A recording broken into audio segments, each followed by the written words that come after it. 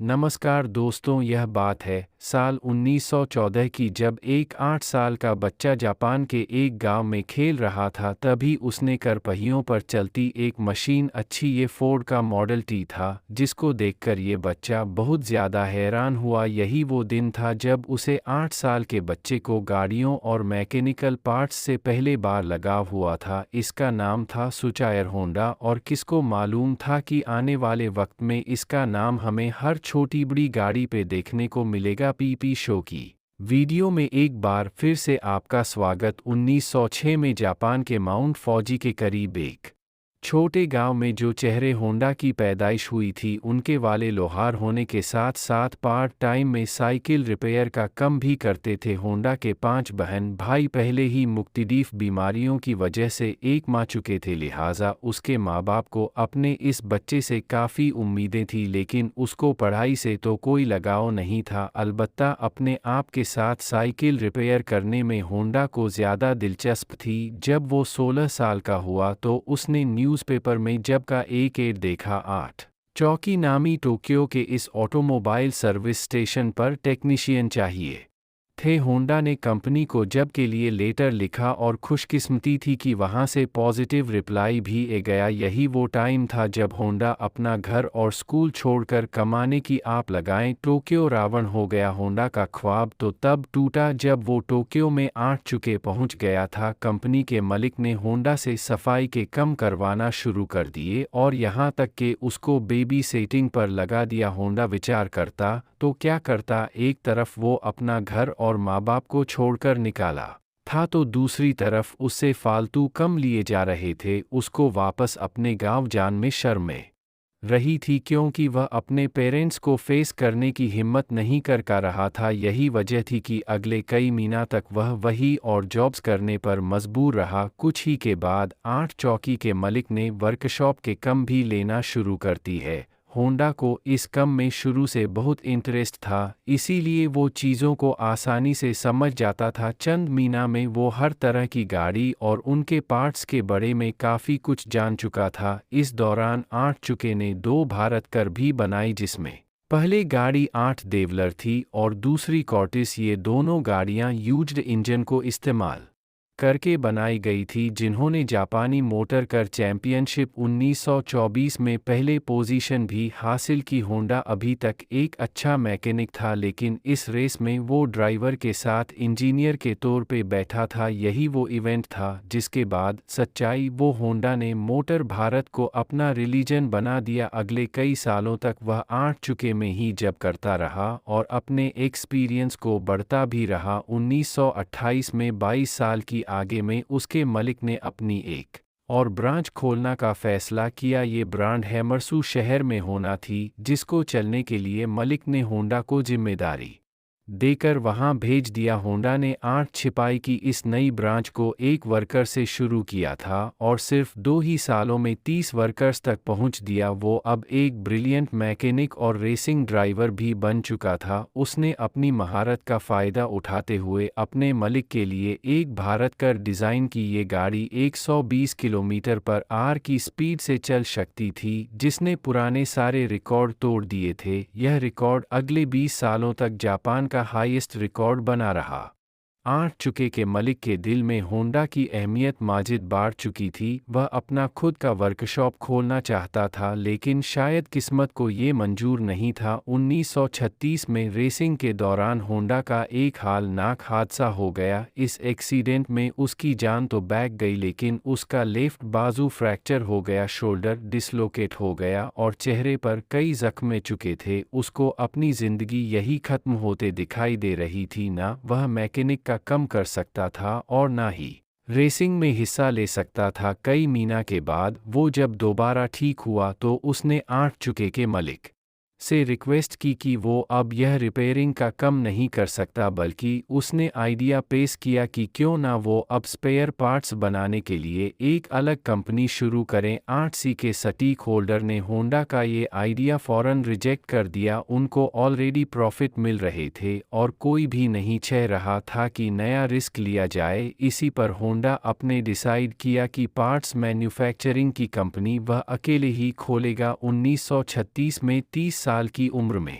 उसने अपने दोस्त के साथ मिलकर ठुकाई से की हैवी इंडस्ट्री खोलें और अपने दोस्त सिंचाइयों कांटो को उसका प्रेसिडेंट बना दिया। कंपनी तो वो खोल चुके थे पर होंडा के पास इसको चलने के लिए कोई इन्वेस्टमेंट नहीं थी। वो दिन भर 8 चौकी के लिए कम करता था जबकि रात में अपनी नई कंपनी के लिए खुद इंजन पिस्टन बनाने की कोशिश करता था। अगले कई महीना तक वो इसी रूटीन पिघलता रहा लेकिन उसको कोई कामयाबी ना मिल सकी। उल्टा वो लगातार शिफ्टन लगा कर कमज़ोर हो चुका था। एक के बाद एक नाकामी उसका रास्ता रोक बैठी थी। तभी उसने मेटालर्जी में भारत हासिल करने के लिए एक यूनिवर्सिटी में एडमिशन ले लिया। 1939 में 3 सालों की लगातार मेहनत करने के बाद वो आखिरकार एक पिस्टन बनाने में कामयाब हो ही गया। अब उसने जब छोड़ दी और फुल टाइम वज़न बनाने में गया पर उसको यह मालूम ही नहीं था कि उसके बनाए हुए पिस्टन में अभी भी कई जल मौजूद हैं।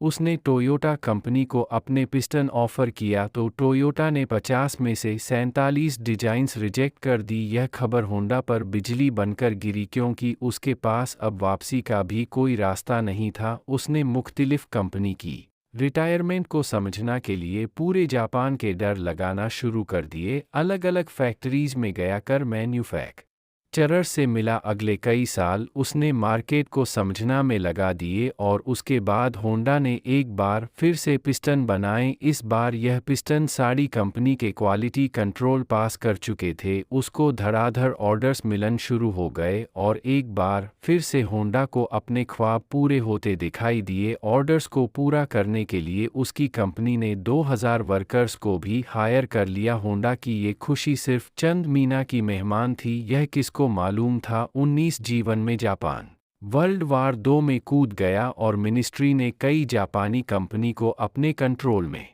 ले लिया जिसमें एक कंपनी सच्चाइयों होंडा की भी थी। होंडा को डॉग्रेड करके इसकी कंपनी का सीनियर मैनेजिंग डायरेक्टर बना दिया गया और चीज़ तब माजिद खराब हो गई जब कंपनी के वर्कर्स को मिलिट्री सर्विस में लगा दिया गया। अगले 3 साल इंतहाई मुश्किल हालात में गुजरे लेकिन 1944 में एक वाक़या हुआ जिसने होंडा की उम्मीद पर पूरी तरह से पानी फिर दिया। रेड के दौरान एक मिसाइल सीधा होंडा की फैक्ट्री पे लगा। पूरे मुल्क के हालात बाद से बदतर होते जा रहे थे। जापान जंग हारता हुआ दिखाई दे रहा था। फिर 1945 में 2 न्यूक्लियर अटैक हुए जिसने जापान की सरे से कमर ही तोड़ डाली। इस वाक़े के बाद जापान ने अमेरिकन्स के सामने सुरेंद्र कर लिया। जाम तो अब ख़त्म हो चुकी थी लेकिन होंडा अपना सब कुछ को बैठा था। उसने अपने बच्चे को 66 टोयोटा को 450,000 यह में बेचे और एक बार फिर से जॉबलेस होकर बैठ गया। ये हालात सिर्फ होंडा के साथ ही नहीं थी बल्कि पूरा जापान बहुत बुरे क्राइसिस से गुजर रहा था। इकोनॉमी मेल्ट हो रही थी। खाना पानी की शहीद की लट और महंगाई ने सबकी कमर तोड़ रखी थी। पब्लिक ट्रांसपोर्ट का मिलन तही मुश्किल था क्योंकि जापान में पेट्रोल भी नायाब हो चुका था। इसी दौरान होंडा को जापानी इंपीरियल आर्मी का एक छोटा इंजन मिला जिससे वह वायरलेस रेडियो चलाया करते थे। अपनी आदत से मजबूर उसे एक आइडिया आया। उसने सोचा कि क्यों ना इस इंजन को एक साइकिल में लगाकर अपनी ट्रांसपोर्ट का मसाला हाल किया जाए। इससे ट्रांसपोर्ट आसान भी हो जाएगी और सस्ती भी पड़ेगी क्योंकि उसे दूर में लोग पहले ही महंगाई से बहुत परेशान थे। तो जब उन्होंने यही इंजन एक साइकिल पर लगा देखा तो सबको यह आइडिया बहुत अच्छा लगा। चंद यूज तो होंडा को मिल गए लेकिन लोगों की डिमांड इतनी ज़्यादा थी कि अब होंडा ने खुद का नया इंजन डिज़ाइन कर लिया। ये हिस्ट्री में पहले बार था कि किसी मशीन पर होंडा का लोगो देखा गया। होंडा के पास इतने पैसे नहीं थे कि वो मास लेवल पर यह साइकिल्स बना सके, लिहाजा उसने 18,000 दुकानदारों के नाम एक ओपन लेटर लिखा। लोगों को होंडा पे इतना भरोसा था कि 3,000 दुकानदारों ने उसको पॉजिटिव रिप्लाई